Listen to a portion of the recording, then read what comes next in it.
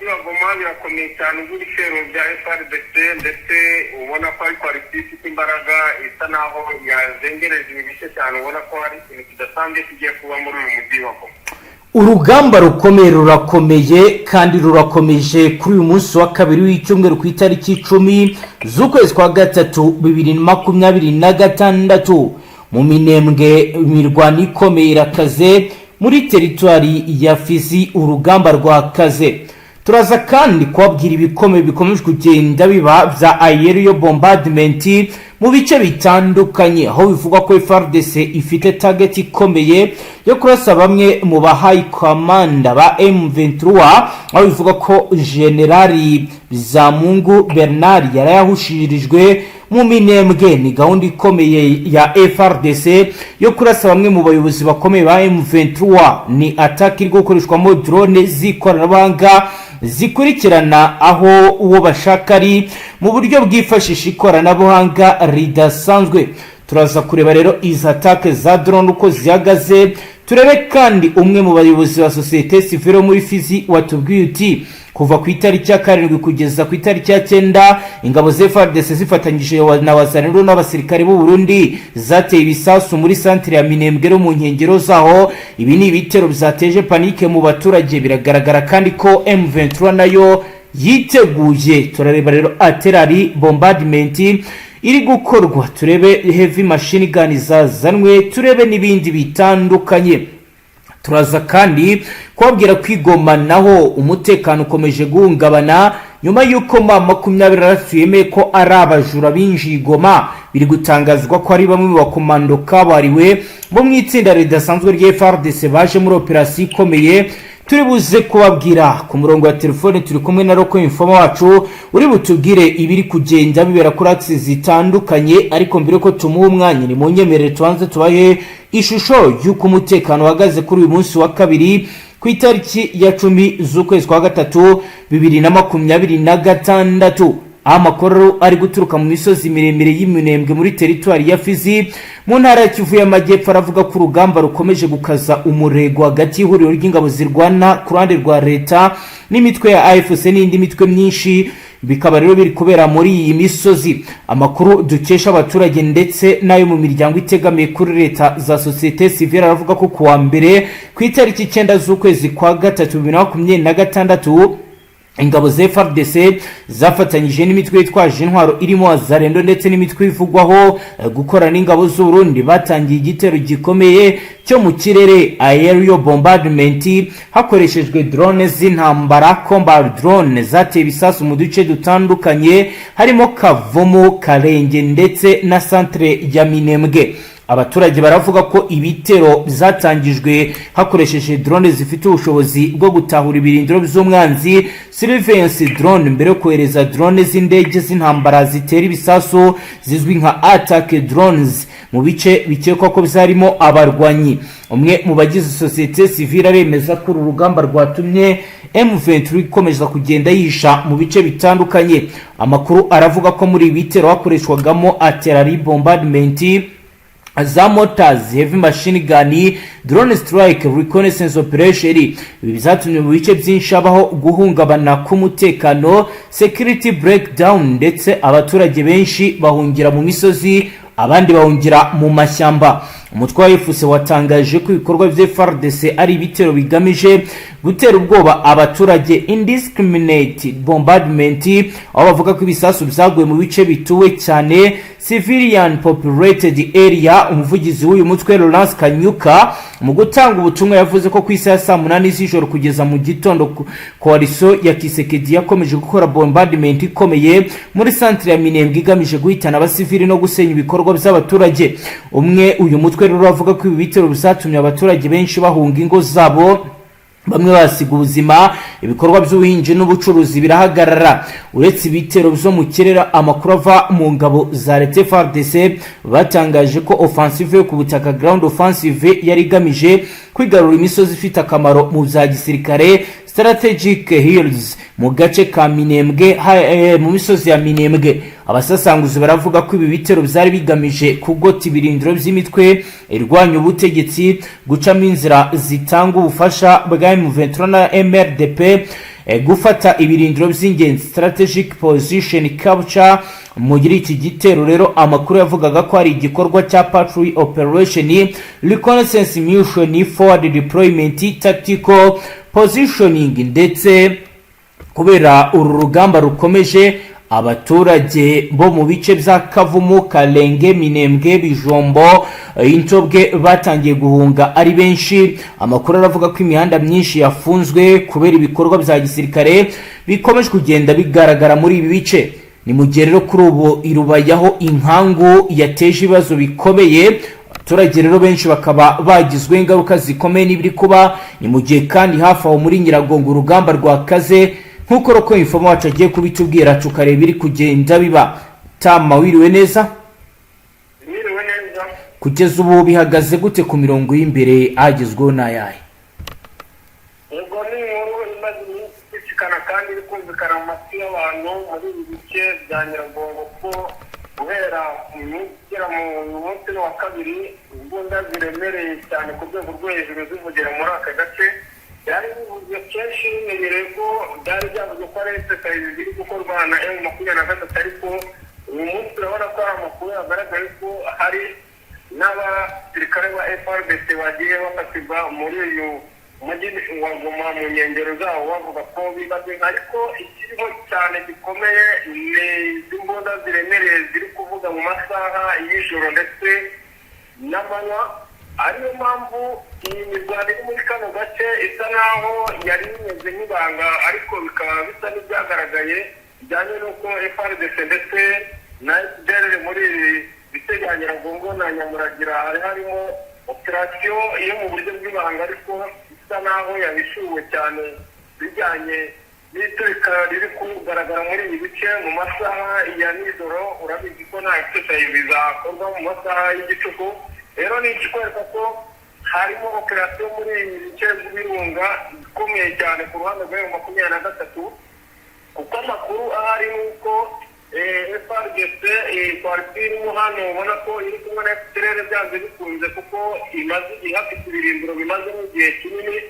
Barimo barashigisha uburyo bushoboka bwose bwo kuba basatira uyu mujyi wa Goma ndetse bakagira n'ibice bigarurira, harimo n'uyu muhanda uhuza Goma na Ruciro. Ubona ko bashaka gusa naho bawukatinga ku buryo baba bakunze urujya n'uruza kuri M23 mu buryo bwo kwihuza n'abari mu gice cya aka gace ka ruguru. Ubona ko mu bice by'ibirindiro bya za Cyanzu ndetse no mu zindi bice za Ruciro, za Kiwanja haba habayeho kudahuza cyane mu bijyanye n'uko uyu muhanda ariwo nyabagendwa, kandi uzi ko uyu muhanda winjiza ibintu byinshi cyane muri uyu mujyi wa Goma, ari ibituruka Uganda ndetse no muri iki gice cya Ruciro. Rero ni ikintu gikomeye cyane, ubona ko M23 itazuyaza na gake. Ariyo mpamvu ubona ko yavuye ibintu hasi ku buryo iri gukoresha intwaro ziremereye cyane mu buryo bwo gukumira ibi bitero byaturuka muri iyi pariki, kandi ubona ko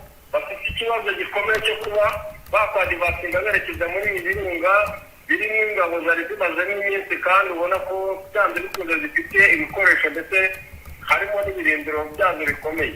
Ni imbogamizi rero cyane kuri M23, ariyo mpamvu ubona ko iri gukoresha kirari cyane kugira ngo ibashe gusa naho ibahungabanya, yenda operasiyo zindi zidasanzwe zishobora kuba zaba nyuma ya sheregi. Yego, kugeza ubu ku bijyanye n'icyo M23 iri gukora kugira ngo ibyo byose bibashe kuba bitatuma batakaza uwo birindiro bari bafite, bo bari gukora iki? M23 icyo yo iri gukora cyane ubona ubu ni uburyo bwo kwirinda cyane ikoresheje izi aspirari, kuko ubona ko iri kurasa mu birometero bya kure, kandi ubona ko kugira ngo umwanzi abashe kwadivasinga yegere mu bice by'aho bagenzura cyane nk'aho defense zabo ziri, ni ibintu bigoye cyane bitewe n'iri raswa rya buri kanya, kuko urabona ko sharing iri kuba ku manywa na nijoro kugira ngo habeho kwadivasinga. Rero kuri iyi parike y'abiri mu birunga byayisaba imbaraga nyinshi cyane, kandi ubona ko byanze bikunze baramutse babashije gusa naho badivasinze bagasubizwa inyuma, biraswa kwabo kwaba kubi cyane. Ariyo mpamvu ubona ko iyi parike itari kwataka cyane isohoka muri iri shyamba bitewe n'iyi sharing. Yego, kugeza ubu ku birebana n'urujya n'uruza cyangwa se deployment ho bihagaze gute? Abasirikare bari kuza kuri zaxi yaba ku ruhande rwa Fardc bari guturuka he kugeza ubu? aba baza muri iki gice urabona ko byanze bikunze bifashisha n'ubundi ibirunga, kuko uzi ko ari ibirunga binini bifite ubuso bugari cyane, kandi ubona ko bifite pariki nini cyane yisanze, ku buryo kumenya ibiberamo biba bigusaba kuba wakoherezamo operasiyo y'ingabo nyinshi kandi zikamaramo igihe kirekire. Rero aha hantu bahitegura igihe kinini, bashobora kuba bamaze n'igihe, ahubwo ugasanga M23 itarabishyizeho umuhate cyane, kuko ubona ko n'ubundi izi za Nyamuragira ziri mu birometero byinshi uvuye muri kano gace bari kugenzura. Rero ni ahantu habuze FPR imyaka myinshi cyane, ku buryo ubona ko operasiyo zabereye muri Rucuro ndetse n'iyi Nord-Kivu bashobora kuba bataranyuze muri ibi pariki ya Virunga ndetse n'aho za Nyamuragira. Yego, reka tuje ku zindi aksi ahandi ho kugeza ubu avugezweho cyase operation zari nizihe, by'umwihariko tuje muri Sud Kivu aho bivuga ko General Byamungu yaba yahushijwe na drone ze Fardc. Aya makuru yafite amakuru arahari cyane, kandi ni amakuru yasakaye ku gicamunsi cy'ejo. Ubona ko byanze bikunze icyo cyari cyabayeho, ndetse kuri Fardc na Politique bari kumwe bari basa n'abandi intsinzi, bazi ko byanze bikunze Byamungu bamuhanye rwose bamwiciye muri kariya gace, ariko ntabwo ariko byagenze. Ni Imana yabaye nk'imwirindira, cyari ikintu cyari cyateguwe. Hariya rero hariho ikintu kigaragara ko byanze bikunze hagomba kuba amatako kuri M23 na twirwaneho mu buryo bwo kuba babarasana umuyobozi muri kariya gace, bijyanye n'uko ubona ko habayo ikintu cy'ubugambanyi cyane giteye ubwoba, yaba kuri M23 cyangwa kuri twirwaneho.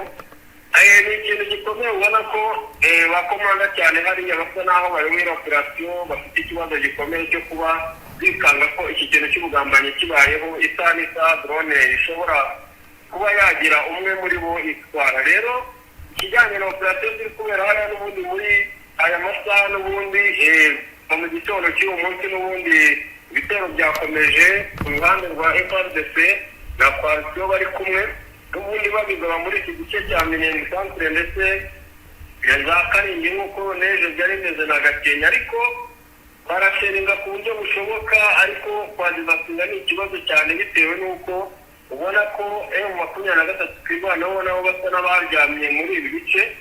Rero Fardc isa naho yafashe umwanzuro wo kwangiza guhera ku munsi w'ejo ibikorwa by'abaturage, yaba amazu, ndetse ubona ko habayeho n'uburangare ku baturage mu gace baherereyemo, kari n'imirwano hagira n'impfu nyinshi zigaragaramo bitewe n'ibisheringi iri kuba ndetse na drone ziharasa, kandi bakagerekaho kuba agace babashije gukandagiza n'ibirenge bangiza ibintu by'abaturage bijyanye n'imyaka, kuko hari nk'agace hano muri Karingi bagezemo batemagura ibigori biteze rwose hafi nta hegitari yose y'ibigori, ku buryo ubona ko badakeneye ko hari umuntu uba muri kano gace, yaba ari ingabo zihakorera muri operasiyo cyangwa se abanyamurenge bari muri iki gice. Ni ikintu kidasanzwe rero, ubona ko iyi Politique iri gukora ari mu buryo bwo gusa naho bashaka ko bahanagura ifite umunyamurenge muri iki gice cya Minembwe. Yego, mbere yuko turi buze gukomeza no mu bice bya Mwenga, tunarebera hamwe n'ubundi n'ibindi bikomeje kugenda bibera muri territoire ya Fizi, Mutama ndagira ngo unyemere turebe ubusabe bwa East African Community ku mirwano ikomeje gusakiranya Kinshasa ndetse na M23 icyo basabye, ngo turagaruka no tujyana ku zindi action naho tubwira ibindi biri kugenda biberayo. No muryango wa Afrika y'Uburasirazuba wasabye impande ziri mu makimbirane yo mu seruko bwa leta n'intwaro rusange ya Congo gutanga gahenge nyuma y'igihe kirekire hatumvikana ijwi ryawo. Icyifuzo cya yase cyatangajwe nyuma y'inama 25 y'abakuru b'ibihugu n'uwo muryango yabereye Arusha muri Tanzania kuwa gatandatu ku itariki ya 7 z'ukwezi kwa gatatu. Ko imirwano iracyakomeje mu burasirazuba bwa Congo hagati y'inyeshyamba za M23 ndetse n'ihuriro ry'ingabo za leta zirwana ku ruhande rwa leta y'Kinshasa. Inyeshyamba zirashinjwa kugaba ibitero mu bice bitandukanye bituwe n'abaturage benshi ndetse no kurenga ku gahenge. hari kuwa mbere ku itariki 9 z'ukwezi kwa gatatu M23 biciye muri Laurence Kanyuka uyivugira yashinje ingabo za leta kugaba ibitero bya drone muri centre ya Minembwe. Itangazo ry'inama y'abakuru b'ibihugu bya EAC riravuga ko iriya nama yahamagariye impande zose ziri mu makimbirane burasirazuba bwa Kongo guhagarika imirwano bakubahiriza gahenge ako kanya, banashimangira ko bashyigikiye ko amakimbirane yabo yakemurwa mu nzira y'amahoro. Itangazo ry'inama ya EAC kandi riravuga ko abakuru b'ibihugu bakiriye raporo yerekana aho ishyirwa mu bikorwa ry'icyemezo cyari cyafashwe mbere rigeze kijyanye n'ibiganiro by'i Nairobi biyobowe na East African Community. Ni ibiganiro byitabirwa byitwa ko bigamije kugarura amahoro mu burasirazuba bwa Repubulika Haranira Demokarasi ya Kongo. Abakuru b'ibihugu banashimye intambwe zimaze guterwa mu kugarura amahoro n'umutekano mw'akariya gace, ni mu gihe umutekano mu burasirazuba bwa Kongo ukomeje kuba mubi bitewe n'imirwano ikomeye iri guhuza AFC n'ingabo za leta ya Kongo. Iyi mirwano ikomeje kugira ingaruka zikomeye ku mibereho y'abaturage ndetse no kurushaho kongera ibibazo by'ubutabazi bwihuse. Kinshasa ku ruhande rwayo yakunze gushimangira ko ingabo zayo zikomeje kwitwara neza imbere y'icyo byitwa imyitwarire y'intambara y'ihuriro AFC na M23. Imyitwarire Kinshasa ivuga ko igaragarira mu gusahura umutungo kamere w'agaciro kanini mu bice by'inyeshyamba zigenzura no kutubahiriza kenshi agahenge binyuze mu bitero bisubirwamo kenshi. Ku rundi ruhande umutwe wa AVIS uragaragaza ko hakiri ikibazo gikomeye cyo kutavuga rumwe hagati y'impande zombi, nubwo zose zivuga ko ziri mu biganiro bigamije amahoro birimo birabera i Doha ndetse n'ibiyobowe na leta ya Katari. Nk'uko rero bigaragara Mutama rero ni iki cyifuzo cya EAC, ndagira ngo rero tujyane muri Mwenga naho tubwire bihagaze gute. Mwenga naho biravuga ko ibintu bitoroshye. Yego niko bimeze, ubona ko M23 muri iki gice cya Mwenga isa naho ifite ibice byinshi ishaka gusa naho yakwigarurira bijyanye n'uko ibona aribwo yaba isa naho itanze agahenge muri iki gice cya Minembwe, kuko ubona ko ari icyerekezo gisa naho giteganye cyane ku buryo habayeho badevasinga bakagira ibice bigarurira hano byaca intege iyi coalition iri kurwanira mu gice cya Minembwe ndetse n'izi za Baraka. Rero urabona ko byanze bikunze aka gace n'ubundi ka Mwenga ari agace kegeranye n'ifizi byose bisa n'ibiri mu murongo umwe ku bijyanye na operasiyo ziri gukorwa hano, n'ubundi ubona ko Mwenga yaba sapoti nyinshi igenda ituruka muri iki gice cya za Baraka ndetse no mu Minembwe. Rero ahangaha M23 ishyizemo imbaraga muri iki gice nk'uko ubona ko iri kugaba ibitero buri munsi nayo mu buryo bwo gusa naho ishaka gusa bitesha umutwe Fardc muri ibi bice. Byayiha amahirwe menshi yo kuba ibi bitero bizamuka mu Minembwe ndetse no mu zindi hafite za hano hasi muri Plaine de Rusizi bidashyirwamo imbaraga cyane bitewe n'uko baba bumva ko igice cya Baraka cyane gishobora kuba cyakwigarurirwa ibi bitero bya Mwenga bishyizemo indege ku ruhande rwa M23. Yego, rero ni ikintu ubona ko Fardc nayo isa naho yahagurutse cyane, kuko ubu tuvugana hamaze kugerayo ingabo nyinshi zigiye mu buryo bwo gutanga umusaza, kuko basa naho babigize nk'ikikango yuko M23 ishobora kwadivasinga cyane igasa naho yaba nk'ibafungiye amayira yo mu byerekezo bimwe na bimwe ubona ko bifashisha muri operasiyo bari gutegura zizi ntambara zose barwana muri iki gice yaba icya Mwenga ndetse n'iki cyo muri Kivu. Yego Mutama, ikindi kintu nshaka kukubaza tugenda tugana no ku musozo,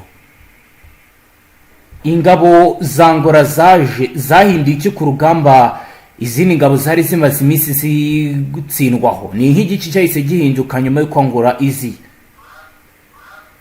Cyarahindutse cyane, kuko ubona ko mu bihe bitambutse ingabo zari zirwanira muri ibi bice cyane zari ingabo za Tanzania n'u Burundi ndetse na Fardc yagendaga izanamo special forces zabo ndetse n'izindi ngabo zitandukanye z'abacancuro. Ariko urabona ko iyi coalition yose yari imaze gusa naho rwose icika intege cyane bijyanye n'uko yahoraga itsindwa ku rugamba, kandi ubona ko gutakaza byari byinshi cyane.